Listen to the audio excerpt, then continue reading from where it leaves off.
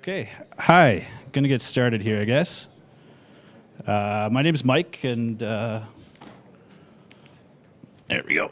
I'm a project management consultant with the city's business and local economy team, which is part of Collaboration, Analytics, and Innovation. So today, obviously, we'll be talking to you about Calgary's 5G Discovery Zone. The concept of the Discovery Zone emerged as from the city's wireless infrastructure deployment program. And we started pursuing the idea of collaborating with wireless service providers back in 2019. So this program has been years in the making and was developed in collaboration with Rogers Communications, Platform Calgary, and Calgary Economic Development. The collaboration between private and public sectors is a great demonstration of the city's dedication to collaborative leadership, innovation, and supporting the local business community. Now, the Discovery Zone is made possible by Rogers Communications, and it's my pleasure to introduce you to Chris McCarroll and Cameron Henning.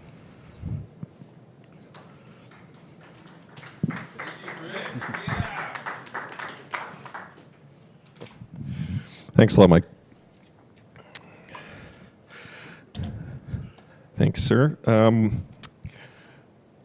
As Mike mentioned, my name is Chris McCarroll. I am the Senior Manager of Enterprise Sales for Rogers Business. One of our key accounts is the City of Calgary, and so we're very lucky and fortunate to get to take part in not only the relationship that we have on the connectivity side, whether that's wireline or wireless connectivity, but as Mike kind of alluded to, the collaboration that we enjoy with the City of Calgary, Platform Calgary, and the launch of the 5G Discovery Zone. So that's what I'm here to talk to you guys about today. And I'm going to advance.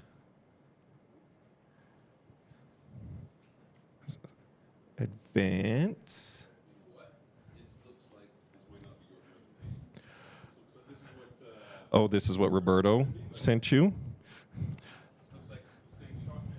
That's okay, I can vamp. I'm going to talk while we pull that up. Or I have it. Jason, do you? No, if you have it, let's flip it up. Because I just have it. What do I have to Roberto? Spada Place, right? Roberto.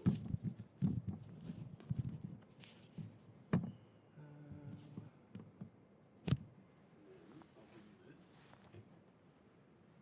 Oh, cool, okay. Here, that goes in there.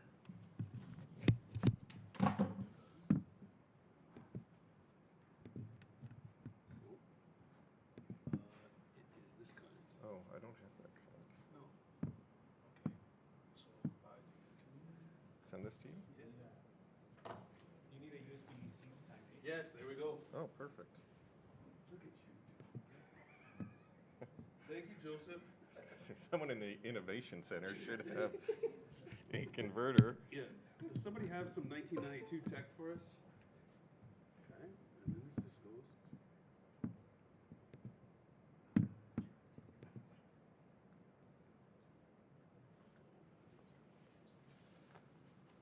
Oh, here it's going here. Screen share.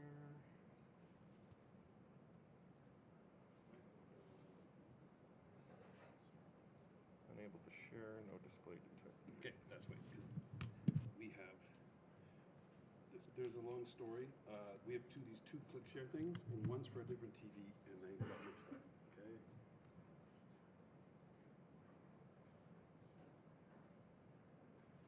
Oh, and let's go to click share. Video wall display, click share. There. There we go. All right.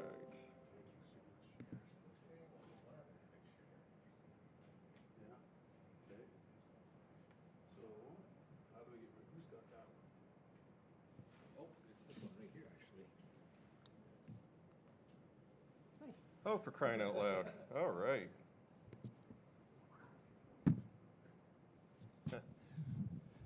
That actually. That was a commercial break. It's not like somebody else has dropped search before. Well, I was going to say that is representative of every Teams meeting I've been in for the last couple of years. All right, great. So here we go. We're unlocking innovation with Calgary's 5G Discovery Zone. So this was our introduction, which Mike gracefully already provided. So the 5G Discovery Zone, we're going to use the term collaboration a lot, truly is a collaboration, and the intent, of course, is to enable entrepreneurs, small and medium-sized companies, through their access to this technology.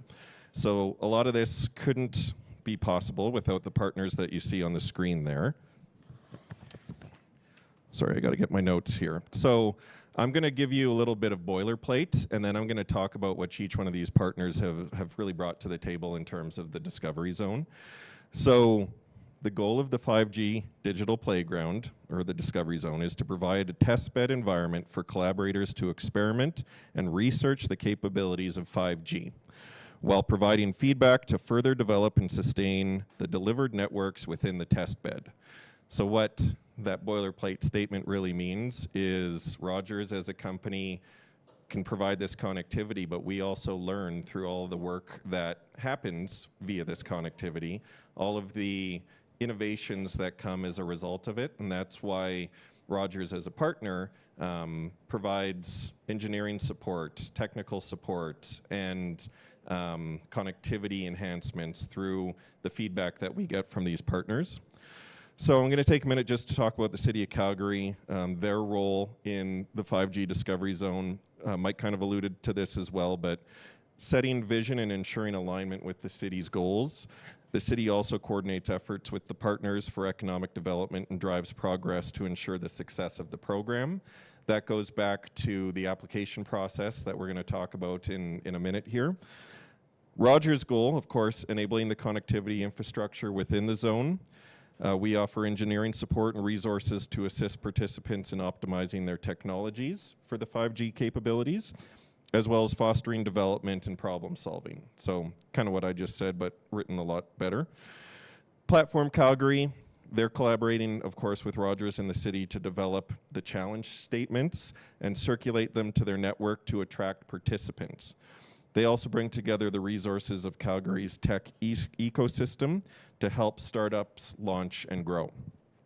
And then, of course, Calgary Economic Development, they foster the collaboration, the networking, the innovation within the program, and engage with local businesses, startups, entrepreneurs to drive success into the program. So that's the team, as it were, that makes up the group of companies. And now we're going to talk about 5G. So the cool thing about the 5G Discovery Zone is it's Canada's first downtown 5G test environment. I'll show you exactly the footprint that we are operating in terms of the test environment in a few slides here. But as I mentioned, it enables innovators to develop, refine, and test new applications, leveraging existing 5G infrastructure while streamlining connectivity and testing environments. And then within the test environments, the collaborators can explore the potential of 5G, the connectivity that enhance their products and their services. And you've heard probably 5G a lot over the last little while. Why is it so important? Why is 5G being talked about so much? One thing you may not know is the G stands for generation. You guys might remember 4G, 3G. We were on 3G for a long time, LTE. One of the big differences with 5G is it operates on a completely different platform than all of those previous technologies. It reduces latency, which, looking around the room, everybody probably understands. And it increases the ability for connectivity in high-density locations. One thing Rogers likes to use as an example is Taylor Swift concerts. Rogers, of course, is a big sponsor for Taylor Swift's Eras Tour in Toronto and Vancouver. And talk about connectivity concerns when you have all of the Swifties trying to live stream and text and Instagram in a very confined location, which typically is surrounded by concrete in downtown buildings. that is kind of a practical application of the benefits of 5G if you compare it to a Taylor Swift concert. And I have 2 girls, so I have to mention Taylor Swift. We are, of course, Canada's largest and most reliable 5G network. The asterisk in there is it's always a competition in terms of connectivity within the telcos. Who has the most coverage? How is it defined? But currently, Canada's largest and most reliable 5G network. Reliable connectivity and fast mobile speeds is what I talked about, but the connectivity is one thing. What it enables is what everyone in the room and everyone online is probably most interested in. So I won't spend any more time talking about 5G. I will. 5G features and benefits. I touched on a lot of this in terms of my example there, but you can see density, capacity, responsiveness, uniformity, all things that a really good network are supposed to provide, and the resiliency to ensure that everybody gets to experience it equally. So going back, so that's 5G, setting the table, the discovery zone, the connectivity potential for entrepreneurs and businesses. But what are the goals of the 5G Discovery Zone and Innovation Center? Small and medium-sized entrepreneurs can leverage it for growth, for efficiency and commercialization, pilot their technologies in real-world environments, and we're going to talk about where some of the focuses are in terms of those environments. I think that's in the next slide, but there's also potential to attract investment, create job opportunities, and as a Calgarian myself, a lot of this goes back to things that will make our lives easier or safer or more streamlined, whether it's transportation or smart city initiatives. You want the city you live in to be tech forward, and I think that this is a great example of that. Researchers and academia, I'm going to go in that in a little bit more detail in a previous or a further slide. And I touched on being a Calgarian, going to school in this city, growing up in this city. It would be a very cool thing as a person in the tech industry, coming into the industry, having a resource like this within the city that I work and live. Here's our borders. I talked about showing you a map. So it is a 10-block radius that we are piloting the 5G Discovery Zone in.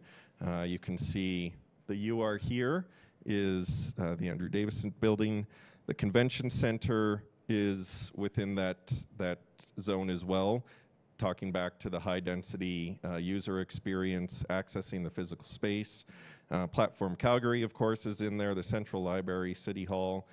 You kind of get a microcosm of a lot of different environments in order to pilot technology and get access to different areas. So that's the zone.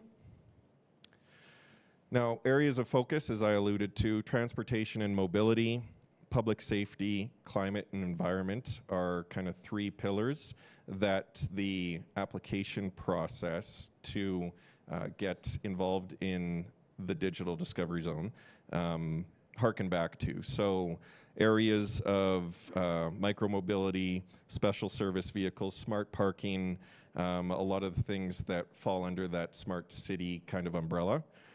Public safety, of course, crowd detection, emergency vehicle services, and then climate and environment. So traffic prioritization, preventative maintenance, lots of things actually in there that they have examples of that also go into types of engagement. So connection and testing is one application process within the services that entrepreneurs and businesses can apply for. And then there's the Connect and Test Plus. And then there's themed challenges. And all of them carry different I guess, areas of connectivity, different opportunities, depending on where your business is at and what you're looking for. The theme challenges is also very cool, where a challenge will go out to the industry for a certain service or solution that we're looking to solve, and the winning ideas receive funding. It is free to apply and participate in the Discovery Zone application and acceptance process, where you can actually benefit in terms of financial support to further your company, your initiatives is within that theme challenges pillar. And that's all outlined in the application process, which I'll touch on as we progress here. Oh, it's the next one. So the application process, of course, is through the 5G Discovery Zone on calgary.ca. A lot of the stuff is pretty self-explanatory, so application information, company information, technology overview, and keep in mind kind of what we shared here in terms of those pillars and in tying back to the technology overview in driving forward those areas of focus and innovation. Which is the next piece, areas of focus. Program of interest, and then just on the back end, the application process does go to a panel review with individuals from those 4 different groups that I mentioned on the offset. The reviews then select applicants based on how their application ties back to all of those great things. So really having a focus on the 5G connectivity progressing a certain product, service, need, or solution within those pillars is key. And then I think finally, Enjoy the Wave Center is obviously first and foremost, but in terms of the connectivity that Rogers is providing, the 5G Discovery Zone, we wanted to afford anyone the opportunity to ask any questions that they might have or further the application process, anything that anyone in the room might want to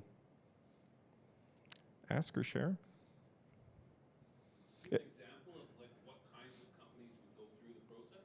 Yeah, that's a great question, Jason. I'm not on the panel, so I haven't seen any type of application like that, but has anyone in the room applied? Right? Not yet. But it could be like a delivery robot, right? That wants to see, you know, how does it leverage 5G to navigate public space better? That's a great, and I don't know if anyone heard Jason, but a delivery robot is a example that Jason brought up. The connectivity that a autonomous vehicle of any sort, but deliveries, self-parking, self-driving cars, those types of things. An interesting one that we got involved in this summer with the city is something as simple as connected sprinkler systems for all of the city-owned planters. So something that you don't have to necessarily dispatch a bunch of people to walk around or drive around to water the planters that make, you know, the city more vibrant and beautiful in the summer. It's you would think it's a small thing, but if you think of the people expense, the vehicle expense, all of the things that could be automated through not just moisture sensoring, but automated sprinklers, you get it at your home. Why can't you deliver it on a mass municipal scale? Any other things that pop into people's minds in terms of the use cases? I think a lot of the people in the audience right now are city folks, so I think when it comes to the theme challenges and how to participate in that, I think that's more of a next phase, but how will that happen? Like, how do we find out about submitting, here's something we'd like to know more about? Yeah, great question. So the theme challenges piece of the application process is driven, I believe, 4 times a year in different focus areas, as we kind of harken back to in terms of the pillars. The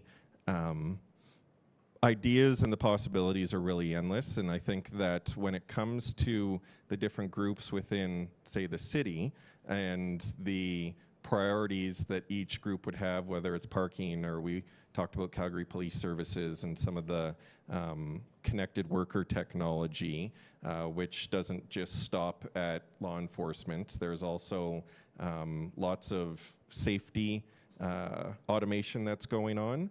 So fall protection, confined space monitoring, all of those types of wearables have lots of applications within those pillars, whether it's transportation or safety, hazardous material handling. Lots of cool things that we see come across our desk on the Rogers side that have connectivity requirements, have application requirements, but we don't have the technology to further them like the folks in this room would, or the entrepreneurs on the call. So maybe just some idea generating opportunities there, but like Jason mentioned, the possibilities really are endless with the right connectivity, and we start to think about less speeds and feeds now in the era that we are operating in, and more about what it enables, not how much you need, because the connections, the speed is there now. It's thinking about how to use it. So I think with that, if there's, oh yes, please. Is this a completely separate network from what you already offer in your 5G commercially in the downtown? Is this completely separate? Yeah, that's a great question. The question being whether this is a separate network than what is commercially available to anybody who, say, has a Rogers plan. And the answer is yes. So as part of the process, we provide SIM cards specific to this 5G Discovery network. So it allows for I guess more specific testing and access to a different layer of the 5G network, which is outside of what is commercially deployed right now. Because if you look at your phones, if you're a Rogers customer, you'll probably see 5G or 5G Plus sitting on the top of your screen right now. That's our commercial network that you get as a Rogers customer. What we would enable here is separate. It's still the same technology, but it is a specific SIM that would be utilized. So hopefully that answers your question. Yes, at the back. In that case? Sorry? Are you referring to a 5G in that case? Private 5G? Oh, private, yeah. So that's actually a really good question, because we've even discussed it this week in terms of small cell deployments. Wouldn't it be cool if we, put in a like a private network service that could be tested within this facility? Also, even supplying radios or some of the technology that enables that service. When you start talking about a private network, you can do it in a couple ways. You can carve off spectrum that is specific to a certain user. We don't really operate that type of environment in say, a downtown or commercial location, but we can splice the spectrum so that users have access to a dedicated piece of the 5G network that certain hardware, certain SIMs kind of enable. So there's lots of possibilities, and when we talk about, I'll give you a great example. When you get into autonomous hauling, network connectivity is crucial. It is, life-saving, and so a lot of the stuff that Rogers does, say in the oil and gas or the mining sector, is that splicing or that private network allocation, where you go onto a customer site and your phone changes from Rogers to customer name, because that spectrum has been allocated to that particular customer, which their autonomous vehicles then operate on, and they have full control and visibility, almost like a tiny little service provider. Or when you start splicing spectrum off, like you would for maybe a utility company who has disaster failover requirements or legislation that there's 100% uptime, all of those types of services is stuff that Rogers sells today. In the context of the 5G Discovery Zone, it's similar in the network that we are providing people access to, but it is not a full private network. It's a shared private network. Follow up? We can create a separate network within the Rogers network. Yes. Yes, that is correct. Yes, and it's similar to if you know, everything is becoming wireless now, but if you think of a wireline network where we can carve off a wireline connection to a customer, the same is translating now to the wireless side of things, where we have the technology available to start to carve off a wireless piece of the spectrum, the same way that we would on a wireline. Great question. I think a couple minutes if there's any other questions in the room. Any IP, like, so if a company's coming to you and using and partnering and getting advice from your engineers, any IP change over there, or everything stays with the company? It's a great question. I do not know the answer to that, Jason. I was telling Mike before that as a sales guy. Do you know the answer, Cameron? It stays with the company. So, sorry, the question was the IP, would it stay with, say, Rogers and our engineering group, or would it transfer to the entrepreneur, the company, the innovator, follow them? And the answer is it would follow them. So. Eliminates the fear of a company saying, hey, I want to test out my stuff on that 5G network, but I don't want to give up IP. Yes, yeah, that's a great and question. We get that same question with Living Labs, which is what I think this project is really like Living Labs on steroids, right? Because not only do you get to test your product, which we do all the time through Living Labs, so here out of the wave, but you also get that support from Rogers and the SIM card, which is really, really special. Yeah, and then you can take something with you for sure. Yeah. Awesome. I think we're up against it. Thank you, everyone. Oh, Mike's going to close off for us, but thank you, everyone, for your time. Thanks, Chris. Just wanted to say thanks to Chris. Encourage anyone who's interested to go to calgary.ca/5G Discovery Zone. There'll be more information on the theme challenges when they come out, which we're in the second phase right now. Connect and Test Plus will be coming out in the new year. It's a 2-year program. We're about 4 or 5 months into it now. So plenty of time to get your applications in, and please check out the website if you're interested. Thanks, Chris.